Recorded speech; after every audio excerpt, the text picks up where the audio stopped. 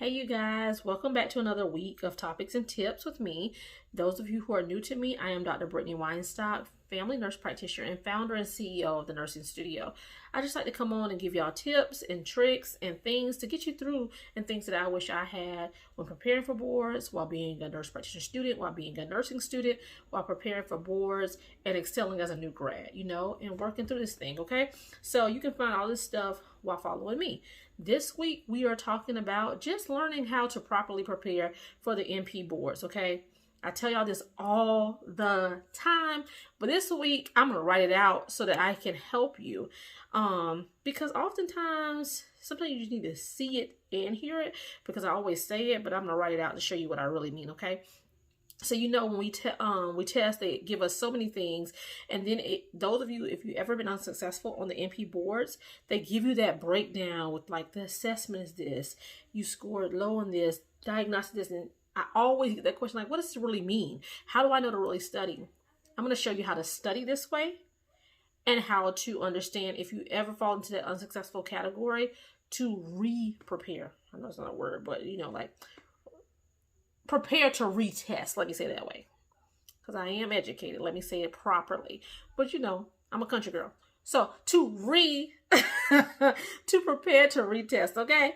All right, anyways, we're gonna get into it. I'm gonna write it out, I'm gonna show you a few things so you can see what I mean, give you an example, and hopefully you find this helpful. So there's 4 areas I like to tell you guys to commonly focus. So we have our 4 areas. We have our assessment, our diagnosis, our evaluation, and then our treatment, okay? And so let's talk about what that really means. So as you see on boards, they'll commonly come back and tell you these areas are things you need to focus in on. You may see people tell you this, but you don't know what that truly means when studying. And in my review book, for those of you who have it, you see I break down each diagnosis in this same criteria for this very purpose. But let me give you an example. All right, so like I said, to think through these areas. So let's think of a scenario of, and y'all know, if you follow me, I like to do an example like pneumonia. So I'm just going to write it off to the side. Pneumonia.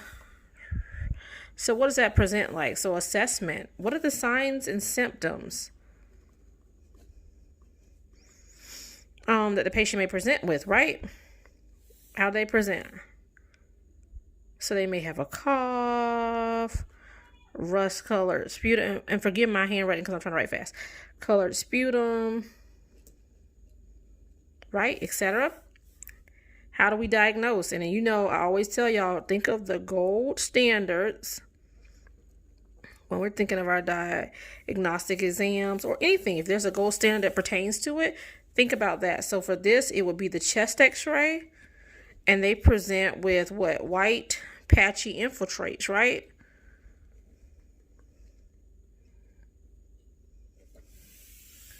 So when I break this down, this is how you'll see it in my book, but also when you're studying or as you're reviewing, break them down these 4 areas. Assess like, what are the signs and symptoms?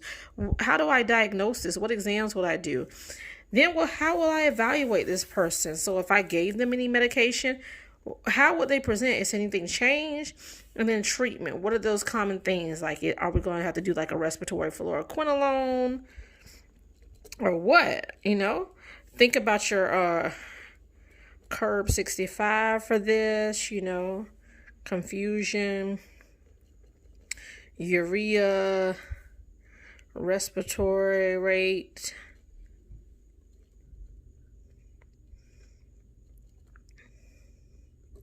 systolic BP less than 90. These are the things I want you to start breaking down. And I'm just going over this briefly, not going through every detail. But when I say this, as you go through everything, system by system, but also diagnosis by diagnoses. Look at it from an assessment, signs and symptoms, the diagnostic test that you may do, the way you're going to evaluate those things you just looked at, and the treatment options, okay? I'm sorry, I'm trying to hold the phone to record as well as show y'all this variety. And oh, let me show you this too, because if you follow me, you know I always talk about this.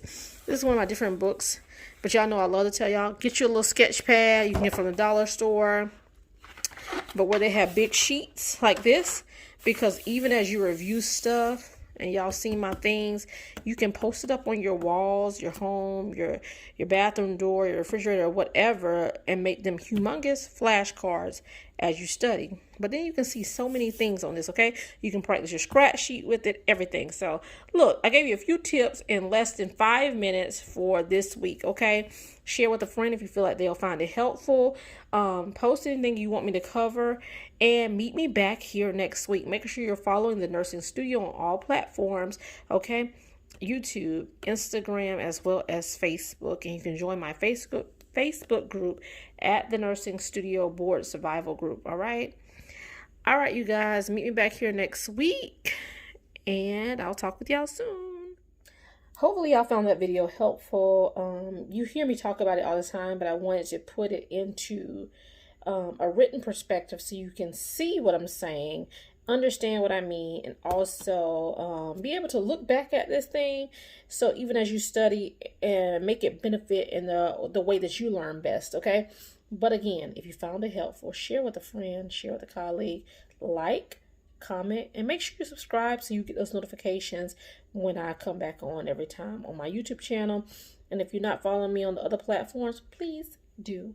Love you guys. See you next week.